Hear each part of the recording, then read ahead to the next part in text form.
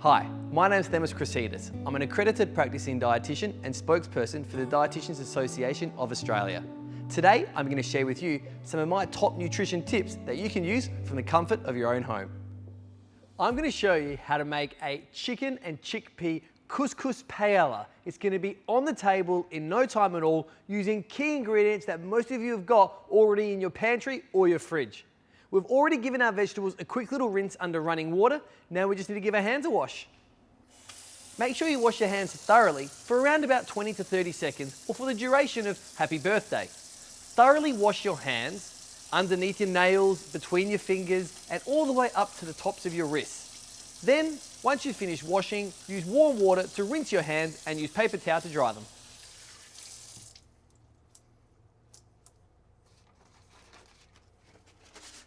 Okay, so now that we've washed our hands, I'm going to place my paper towel into my little bin bowl over here. Handy to have a little bin bowl there as you're cooking, just to maintain a nice, clean and open working space.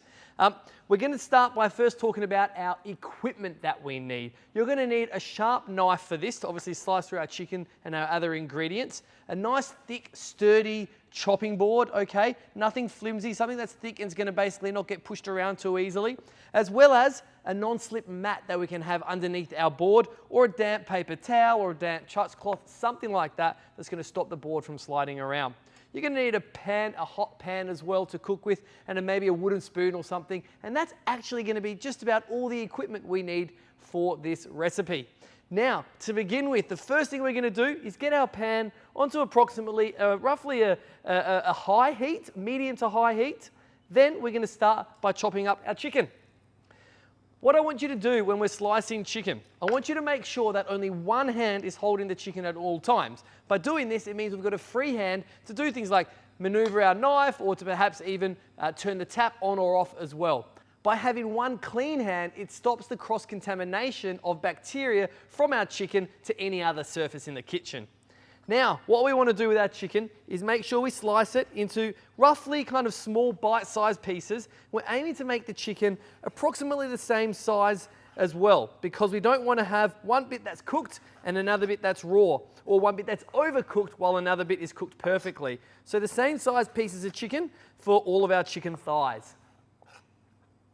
So we've cut our chicken into small bite-sized pieces, nice even pieces so it cooks evenly as well. We've got our pan on a nice high heat. With my non-chicken hand, I'm going to pick up my olive oil bottle. I've still got my chicken hand over here. I'm going to give my pan a little drizzle of olive oil, okay? And then we're going to get our chicken straight into the pan using our chicken hand. So, nice hot pan. We want a nice sizzle. We do want it to be nice and hot right now. This is important for getting a fair bit of colour onto our chicken. Move it around, spread it evenly in the pan, and then let it sit there and do its thing. Let it sit there and caramelise. That's what we're aiming for. Okay, so our chicken's in the pan, nice hot pan. It's going to caramelise and turn all golden and delicious. I'm just going to move my board, my chicken board, and my knife out of the way. And now I'm going to give my hand a quick wash as well.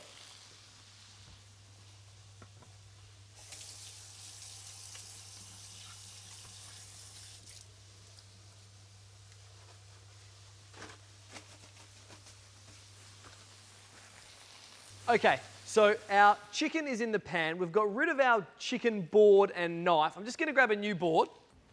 So this board is completely chicken-free, as is our knife, which is really important to avoid cross-contamination to the rest of our ingredients and our hands and other surfaces. Now, we've chosen to use chicken thigh in this instance. It's completely up to you. If you want to use chicken breast, you absolutely can. At the same time, if you don't want to use chicken and you want to use another vegetable, go for it. If you want to use another cut of meat, perhaps pork or something, you could even do that. No problems at all. If you don't like using chicken thigh because it's got too much fat potentially, you can easily remove a little bit of that visible fat as well. No harm done. Our chicken is smelling delicious. It's been sizzling away for a minute or two. And now let's have a look at how our chicken is actually looking. We want it to be nice and golden. We don't necessarily need it to be cooked all the way through because it is going to go back into the pan afterwards, okay? Yum, that's looking delicious and golden, and it's looking like that because we didn't play around with it too much in the pan. So all I'm going to do now is turn it around a little bit Okay, on a nice high heat again, because as we turn the chicken over, the top of it is quite cold. So we want a nice high heat so that it doesn't cool the pan. Let it turn a little bit more golden, and then we're going to take it out of the pan. Our chicken is looking golden and delicious, and it smells amazing. What we're going to do now is we're going to put our chicken into a nice clean bowl. This chicken bowl is out of the way. We don't want to touch that again. That's had our raw chicken in it. We're going to put it into here for now. Okay, and then we're going to take our pan off the heat, leave that off for a minute. Then we're going to chop the rest of our vegetables up, and we're going to use that pan again. There's so much flavor in the bottom of this pan. We're going to start to build the flavor in our pan as we make our paella. Our chicken is resting 99% cooked to the side, okay? Like I said, that's going to end up back into the pan for a few more minutes at the end. So that's completely fine. Now we're going to take our capsicum. We're going to slice this into small little pieces so that we can then get this cooking straight away in our pan, okay? So what we've done there, we've just taken effectively the cheeks off. Now we're going to slice this thinly, okay? Slice on the inside. Don't try to cut through the rubbery part here. Slice through the inside. It's much easier to slice through this way, okay? We're going to get this straight into the pan now, and we're going to get this flavor building really quickly as well. So get this in. There's so much flavor in this pan, as we've already said, okay? That chicken juice is going to add lots of flavor. Once we've got our capsicum in the pan, we're then going to get in with our onion, as well as our garlic and the parsley stems to come too. So what we're doing right now is we're really building the flavor. And we're building the flavor using nothing but vegetables, okay? Different color vegetables, all beautiful fresh vegetables as well. Vegetables that you can still currently get from your grocers, vegetables from your local supermarkets. There are plenty of them going around, okay guys? We need to make sure we're using what's available. We don't want this beautiful produce to go to waste. We need to support our local farmers and so forth, because we want to make sure they're here at the end of this to supply us with this beautiful produce, this world-class produce as well. So these little stems now, going straight into the pan as well. Don't throw out your stems, all right? So much flavor, so much nutrition in these guys. This is what you want to use to add flavor to the dish at the start. And then we use our parsley leaves or coriander leaves or basil leaves, whatever you want, as the garnish at the end, okay? So this is going to go in as well. Lovely. Looks great. It looks bright and beautiful in the pan already. Now we've got our onion, okay? We've got one red onion here. You'll notice it's already peeled. All I'm going to do is I'm going to remove the top of my onion. I haven't removed my root end, okay? I'm then going to leave my root end intact. I'm going to slice through the half like that. Now I've got a beautiful flat surface here for my onion to chop through nice and consistently. And we're going to create these lovely little thin slices of onion that we're going to add into the pan right now as well, okay? So we're going to get that in. Straight in with our capsicum and our coriander. It smells delicious. And I know we're building up flavor, we're building up nutrition, and this is how we inject flavor into a dish like this really quickly, by allowing it to build in the one pan nice and consistently and slowly, building up all those beautiful flavor profiles. So, getting that in as well. And last but not least, one of my favorite ingredients, garlic, okay? We've got 4 cloves of garlic here. I'm just going to crush mine. I do that for 2 reasons. One, I feel like it releases a little bit more flavor when it's crushed, but what it also does is it helps me keep it nice and flat so I can run my knife through it nice and evenly, okay, like this. Beautiful garlic chopped up into the pan as well.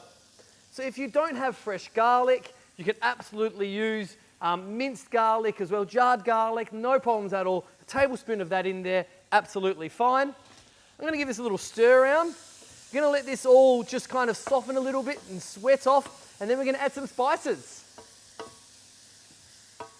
Our capsicum, onion, and as well as our little parsley stems and all the garlic and bits and pieces have all been cooking down now for about 3 or 4 minutes. They've sweated, they've softened, and are starting to caramelize beautifully now. So we're good to start adding our next set of spices in. What I'm going to do first is I'm going to add some lemon zest, okay?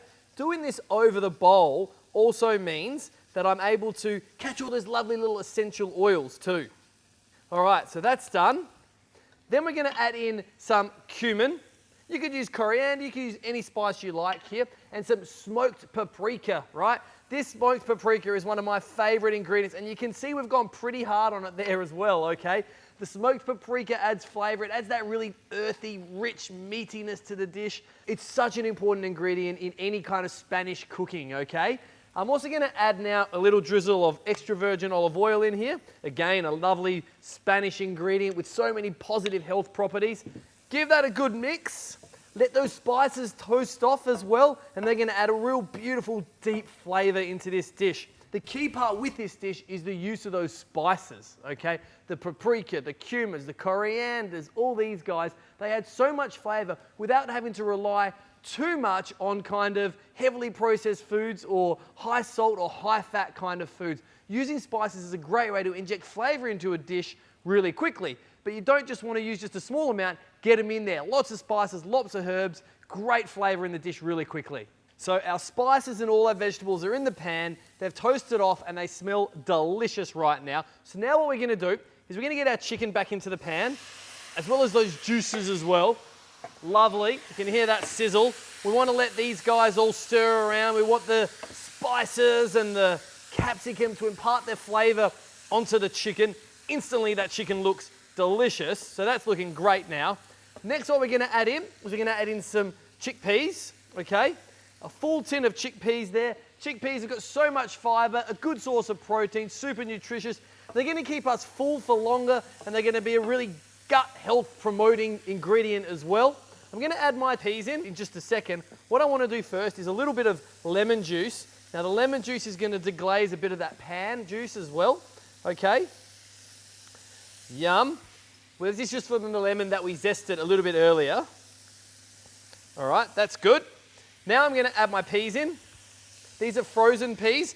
Every house in Australia has got a bag of frozen peas, so make sure that you're not just using them to, I suppose, put over a sports injury or something, but we're actually going to eat them as well.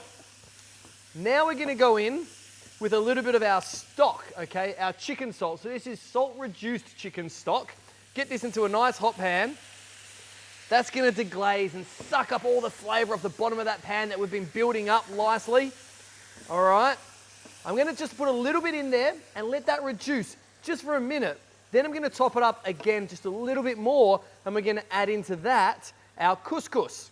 So give that about another 15 or so seconds. It's a nice high heat. It's deglazed. It's taken all the spices off the bottom of that pan. It looks absolutely glorious right now. Okay, now remaining on a nice high heat, a little bit more stock. Okay, yum.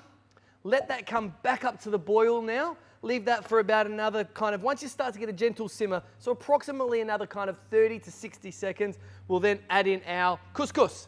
If you don't want to use a pre-bought chicken stock, you can absolutely make your own. Use a chicken carcass that maybe you've got left over from a roast chicken, or if you want to roast your own chicken, absolutely do that, and then you can use the carcass in some boiling water, perhaps with some onion, some celery, a few herbs, a bay leaf, this kind of stuff to make your own chicken stock. Absolutely as simple as can be. You could certainly do that, but if you do use a chicken stock or any pre-made stock, I would always recommend using a salt-reduced stock. It's much easier for you then to add the flavor as you choose, rather than starting with an already very, very salty key ingredient. Now, we've got our chicken, our vegetables, all of our spices, our stock simmering away gently here. Smells beautiful. Let's get our couscous into the pan.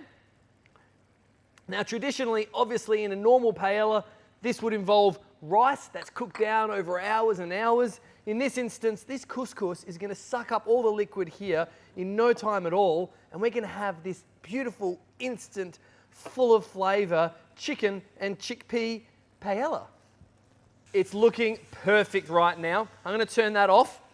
The couscous has been added. It's sucked up all the stock. It's still looking a little bit wet, but it's quite dry as well. It's somewhere in between, which is exactly where we want our paella to be. We're going to finish it now with a good sprinkling of these beautiful fresh parsley leaves. Okay, get the herbs in there, something nice to freshen it up with at the very end. Okay, make sure you get lots of these herbs in as well, because it has got lots of those spices, and like I said, that smoked paprika, which does add that quite kind of meaty, rich flavor profile. Then a little bit of feta cheese as well, crumbled over the top. For a bit of dairy, Beautiful bright color now as well as that little bit of acidity that we get from feta cheese and that saltiness as well. Okay, that over the top. And then we're going to finish off with a couple of little spare leftover lemon wedges that people can squeeze over just as they choose to consume it. So there it is, guys. There is our chicken and chickpea couscous paella. Now, if you're vegetarian and you don't want to have the chicken, all you need to do is perhaps substitute that for another vegetable, for example, zucchini, and obviously substitute the chicken stock for a vegetable stock as well. This is a super simple, full-flavored, vegetable-rich, super nutritious meal that you can have on the table in no time at all, and the family is going to love it. So as you can see, it is possible to eat a nutritious diet and stay healthy all at the same time whilst in the comfort of your own home. So let's jump into the kitchen and put some of this into practice.